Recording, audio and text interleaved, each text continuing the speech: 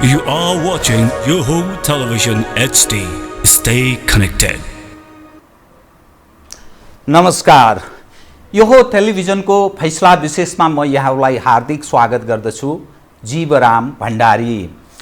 आज म यहाँहरू सामुन्ने एउटा ऐतिहासिक फैसलासँगै एउटा नेपालमा लामो समयदेखि केही समयदेखि बडा अप्ठ्यारो अवस्थाबाट नेपालको राजनीति कता पदार्पण गर्ला के होला भन्ने जुन मानिसमा कौतूहलता थियो, जिज्ञासा थियो, त्यसको ऐतिहासिक फैसला सर्वोच्च अदालतले आज दिएको छ। आज साँझ दिएको फैसला अनुसार सर्वोच्च अदालतको संवैधानिक इजलासले सम्माननीय प्रधान न्यायाधीश चोलेन्द्र शमशेर जबरा, सम्माननीय न्यायाधीश विश्वम्भर प्रसाद श्रेष्ठ, माननीय न्यायाधीश अनिल कुमार सिन्हा, माननीय न्यायाधीश सपना मल्ल प्रधान र माननीय न्यायाधीश तेजबहादुर केसीको 5 सदस्यीय इजलासले सरोकारवालाहरूका नाममा परमादेश जारी गरेको छ।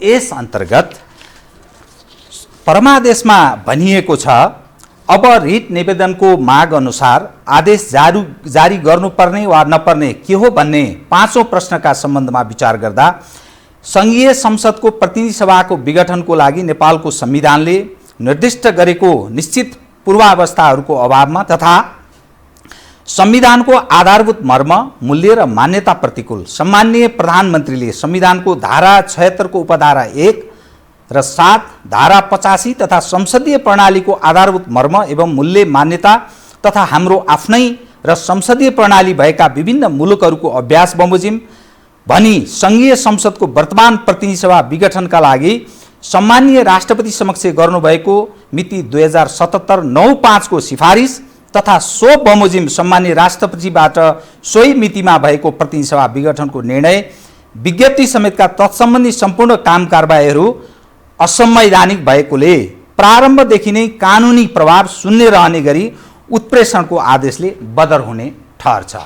अर्थात् यो एउटा यस्तो ऐतिहासिक निर्णय सर्वोच्च अदालतले गरेको छ। संवैधानिक इजलासले अब प्रतिनिधि सभा पुनर्स्थापना भएको छ। यस अन्तर्गत प्रतिनिधि सभाको पुनर्स्थापनासँगै आजका मितिले 13 दिनभित्र संसदको आह्वान गर्नका लागि सरोकारवालालाई परमादेश जारी गरेको छ।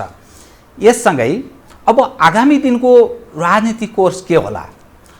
सत्तारूढ दल विभाजित अवस्थामा छ। नेपाल कम्युनिस्ट पार्टी नेकपा केपी ओली नेतृत्वको एउटा पक्ष छ, प्रचण्ड र माधव नेपालले नेतृत्व गरेको अर्को पक्ष छ र प्रमुख प्रतिपक्ष नेपाली कांग्रेस। आगामी दिनमा नेपालको राजनीतिक कोर्स कसरी डोरिएला, कतातर्फ प्रवेश गर्ला, यो एउटा आम जिज्ञासाको रूपमा रहेको छ।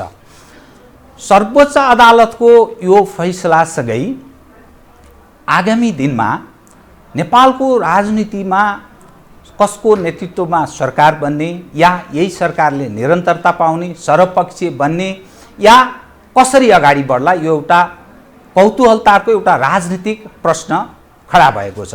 यस सँगसँगै हामी विभिन्न यहाँहरू सामुन्ने आदरणीय दर्शकका सामुन्ने सत्तापक्ष, प्रमुख प्रतिपक्ष र विशेषज्ञहरूसँग क्रमशः आम जिज्ञासाहरूलाई उहाँहरू मार्फत सम्बोधन गराउने, ती यहाँहरूका दर्शकहरूका आम जिज्ञासाहरूलाई सम्बोधन गराउने प्रयत्न गर्नेछौँ। नेपालको राजनीति एउटा यस्तो अवस्थामा प्रवेश गर्यो, निरन्तर तरल अवस्थामा रह्यो।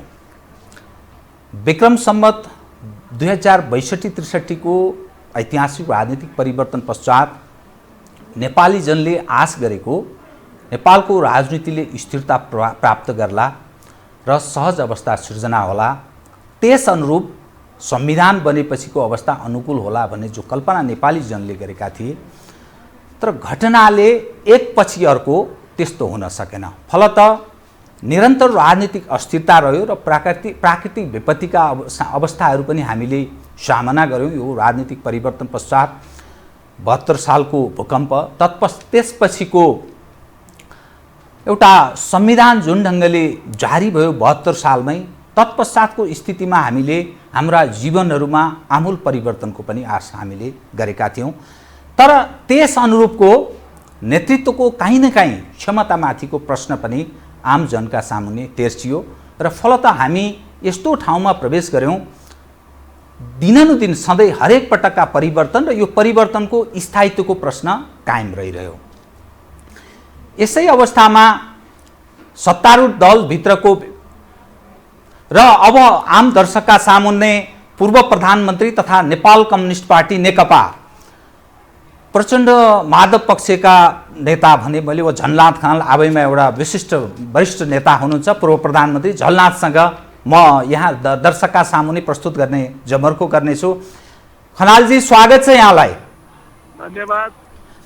खनालजी जुन अवस्थामा जुन ढङ्गले सर्वोच्च अदालतको एउटा ऐतिहासिक फैसला आयो अबको राजनीतिक यात्रा कसरी तय हुन्छ? प्रधानमन्त्री केपी शर्मा ओली हुनुहुन्छ, तपाईको पार्टी विभाजित अवस्थामा छ, अब कसरी अघि बढ्ला यो एउटा आम जिज्ञासाको रूपमा रह्यो, कृपया बताइदिनुस् त।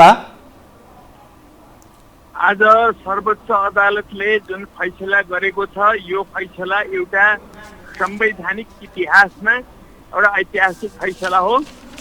यो फैसलाले नेपालको लोकतन्त्र, नेपालको संविधान, नेपालको अग्रगतिको प्रक्रियालाई रक्षा गरेको छ र स्वाभाविक रूपले अब वर्तमान सरकारको आयु समाप्त भएको छ।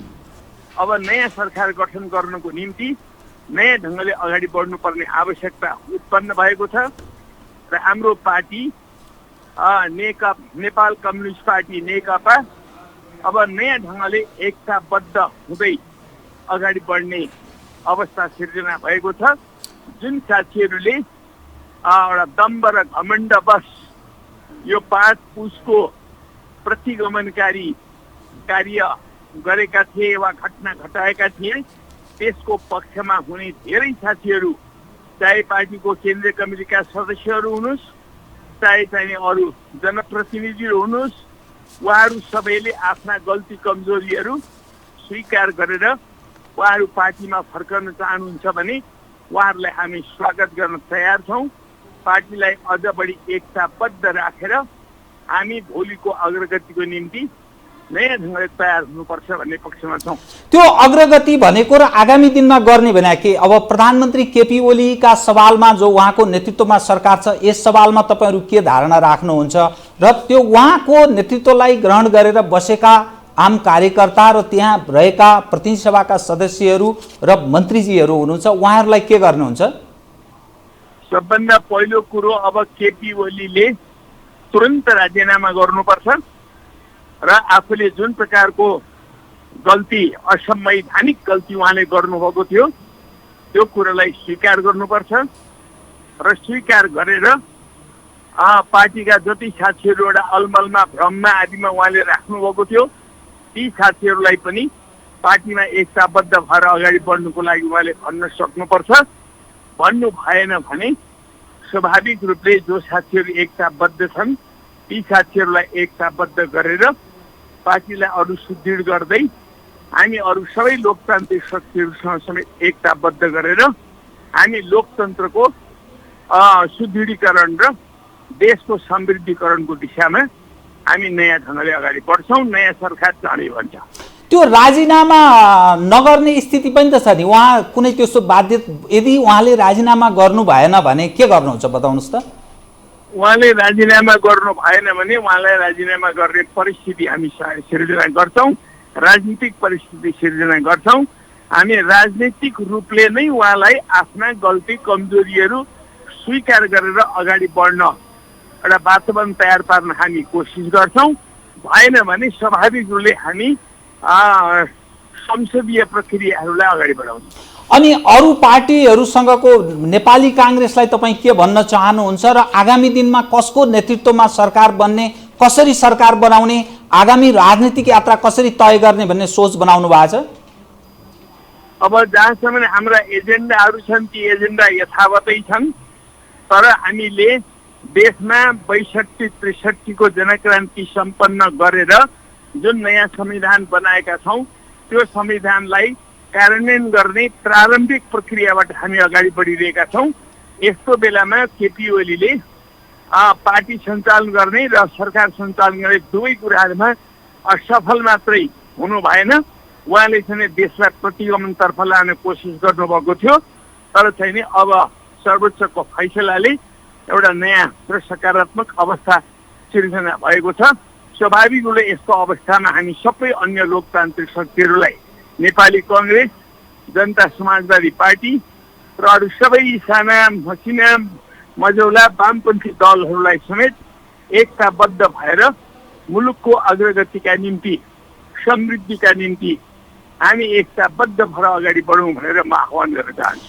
राजीनामा भनेको विषय त प्रधानमन्त्रीको स्वैच्छिक विषय भयो, तर उहाँका सामुन्ने अरू विकल्पहरू पनि छन्। उहाँले त्यो आफूमा आबद्ध रहेका साथीहरूलाई समेटेर नेपाली काङ्ग्रेस र अरू जनता समाजवादी पार्टी लगायत अन्य पक्षसँग मिलेर अर्को सरकार बनाउन सक्ने अरू पक्षहरू पनि छन्। त्यस्तो स्थितिमा के गर्ने बताउनुहोस्।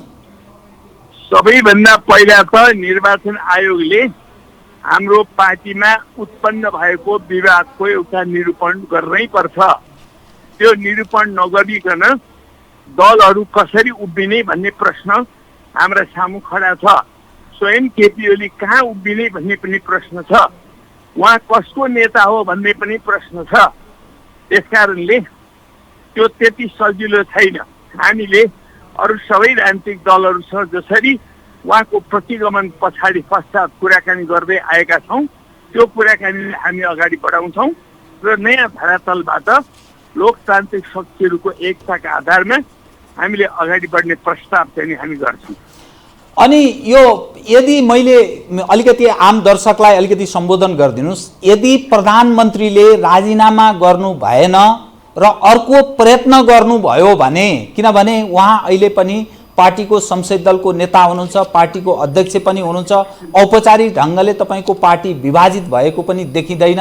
यस्तो स्थितिमा अल्पमत र बहुमत संसदको विषय पनि छ, संसदीय दलको बैठक बोलाउनु पर्ला, यो प्रक्रिया छ नि, त्यो प्रक्रियालाई कसरी तपाईँहरू आगामी दिनमा कसरी सम्बोधन गर्नुहुन्छ र के अवलम्बन गर्ने सोच बनाउनु भएको छ? अब हाम्रो पार्टीको संसदीय दल निर्माण भइसकेकै छ। संसदीय दलका नेताको पनि हामीले निर्वाचन गरेकै छौँ। अब नयाँ ढङ्गले सरकार निर्माण गर्ने सिलसिलामा विभिन्न पार्टीहरूसँग पनि हामी छलफल गर्छौँ। जहाँसम्म वर्तमान सरकारको भाग्य भविष्यको कुरा छ, राजनीतिक रूपले उहाँहरूको अवसान भइसकेको छ, तर अब प्रक्रियागत रूपले पनि केही गर्नुपर्ने स्थिति आएको खण्डमा हामीले संसदीय प्रक्रियालाई अगाडि बढाउँछौँ र नयाँ सरकार अब देशलाई अनिवार्य बनेको छ। त्यो नयाँ सरकार निर्माण गर्ने कुराहरूमा हामी अगाडि बढ्छौँ। भोलिका दिनमा तपाईँहरूको अहिले अब जो आकस्मिक जुन ढङ्गले सर्वोच्च अदालतको ऐतिहासिक फैसला आयो, भरै त्यो अपेक्षित थियो आज या भोलि आउला भन्ने, जो तर झटपट चाँडै आइहाल्यो। त यस फैसलासँगै अब तपाईँहरूको आगामी दिनको कार्यक्रमहरू के गर्दै हुन्छ? सल्लाह परामर्शमा तपाईँहरू सबै, तपाईँ अनि माधव कुमार नेपालजी, प्रचण्डजीहरू के सल्लाहमा हुनुहुन्छ र आगामी तपाईँहरूको कार्यक्रम के छ बताइदिनुहोस् आम दर्शकलाई। यो लाखौँ दर्शक हेरिरहनु भएको छ टेलिभिजनमा। आदरणीय जनसमुदायहरू, हाम्रो देशमा हामीले 2006 साल 7 सालबाट नेपालमा सामन्तवाद विरुद्ध, राजतन्त्र विरुद्ध जनक्रान्तिको थालनी गरेका थियौँ। 58 वर्ष लगाएर 62-63 त्यो क्रान्ति पुरा भयो। हामीले जनवाद हासिल गर्यौँ। अब त्यस पछाडि हामीले नयाँ संविधान बनाएका छौँ। त्यो नयाँ संविधानले हामीलाई मार्गदर्शन गरिसकेको छ। अब नेपालको भविष्य भनेको समाजवाद हो, समाजवाद उन्मुख भएर अगाडि बढ्नुपर्छ भन्ने कुरा देखाइसकेको छ। त्यो मार्गदर्शनलाई पछ्याउँदै हामीले अब समाजवादको बाटोमा जाने हो। अब समाजवादी कृषि नीति कस्तो बनाउने, समाजवादी औद्योगिक नीति कस्तो बनाउने, समाजवादी शिक्षा नीति कस्तो बनाउने, समाजवादी स्वास्थ्य नीति कस्तो बनाउने, समाजवादी सञ्चार नीति कस्तो बनाउने इत्यादि यसरी नयाँ उचाइबाट हामीले छलफल गरेर देशलाई यो गरिबीबाट उन्मूलन गर्ने, अशिक्षाबाट, निरक्षरताबाट यो मुक्त गर्ने र देशलाई चाहिँ वास्तवमा समृद्धिको बाटोतर्फ अगाडि बढाउने दिशामा हामी दृढतापूर्वक अगाडि बढ्छौँ। त्यो त अलि लामो प्रक्रिया भयो कि अब आज नै अब तपाईहरू यो जुन अवस्थामा प्रवेश गर्नुभएको छ नि, अब तत्कालै चाहिँ के गर्नुहुन्छ भन्ने कुरा आयो कि? अब तत्काल कसको नेतृत्वमा सरकार बन्छ, के हुन्छ, अब कुन ढङ्गले सरकार बन्छ, पार्टीको भविष्य के रहने, कसरी अघि बढ्छ, ओलीमाथि तपाईहरू के गर्नुहुन्छ, प्रधानमन्त्री केपी शर्मा ओलीका सवाल उप र उहाँको अनुयायीहरू उप के गर्नुहुन्छ भन्ने पनि प्रश्न रह्यो। पहिलो कुरा त हामीले 13 दिनको समय प्राप्त गरेका छौँ। 13 दिनभित्रमा संसदको आह्वान हुनुपर्छ। त्यो 13 दिनभित्रमा संसद बोलाउनै पर्यो एकातिर। अर्कोतर्फ यही बिचमा अब प्रधानमन्त्रीले अरू खालको कुनै हरकत नगरिकन उहाँले चाहिँ राजीनामा गर्नुपर्छ। राजीनामा गर्नु भएन भने हामी नयाँ सरकार गठन गर्नुको लागि संविधानका प्रावधान अनुरूप हामी अगाडि बढ्छौँ। अब नयाँ सरकार त अनिवार्य कुरा भइ नै हाल्यो। त्यो नयाँ सरकार बनाउनुको लागि मैले अघि पनि भनेको छु, विभिन्न पार्टीहरू, हामीहरू, नेपाली कङ्ग्रेस, जनता समाजवादी दल लगायतका अरू पार्टीहरूसँग पनि छलफल गरेर हामी सबै लोकतान्त्रिक शक्तिहरू एकताबद्ध भएर मात्रै हामी चाहिँ नि लोकतन्त्रको पनि रक्षा र समृद्धिकरण गर्न सक्छौँ र चाहिँ नि संविधानलाई कार्यान्वयन गर्ने काम अझै राम्रोसँगले भइसकेको छैन। संविधानका प्रारम्भिक कुराहरू मात्रै हामीले कार्यान्वयन गरेका छौँ र त्यो कार्यान्वयन गर्ने कुराहरूमा अझै ठोस योजनाका साथ हामी अगाडि बढ्नुपर्छ भनेर चाहिँ नि हामी उहाँहरूलाई समेत दिएर सामूहिक रूपले अगाडि बढ्ने हाम्रो प्रयत्न हुनेछ। त्यो अब यसको अर्थ के सर्वपक्षीय सरकार हुनेछ र तपाईहरुकै नेतृत्वमा हुन सक्छ कि कांग्रेसको नेतृत्वमा? केही दिन अगाडि मसँगको अन्तर्वार्तामा पुष्पकमल दाहालले म प्रधानमन्त्री हुन्न, माधव नेपाल र म स्वयं गएर शेरबहादुर देउवाजीलाई प्रस्ताव गरेका छौं, नेतृत्व गर्नु सरकारको पनि भनेका छौं भनेर सार्वजनिक रूपमा उहाँले बोल्नु पनि भएको थियो। के त्यही दिशामा जाने हो अबको अवस्था? अब हामीले चाहिँ नि नेतृत्व कसले प्राप्त गर्ने भन्ने कुरामा त्यस्तो प्रतिस्पर्धात्मक ढङ्गले जानुपर्ने जरुरत छैन। हामी लोकतान्त्रिक शक्तिहरूका बीचमा एक आपसमा समझदारी निर्माण गरेर कस्तो व्यक्तित्वलाई अब प्रधानमन्त्री बनाएर जाँदाखेरि वास्तवमा संविधानको कार्यान्वयन पनि मुलुकको समृद्धिकरण पनि बढी मात्रामा गतिशील बनाएर लान सकिन्छ, त्यो बारेमा छलफल गरेर सामूहिक ढङ्गले नै एउटा निष्कर्षमा पुगेर हामी अगाडि बढ्छौँ। एक मात्रै विषयको अर्को जवाफ दिनु होला।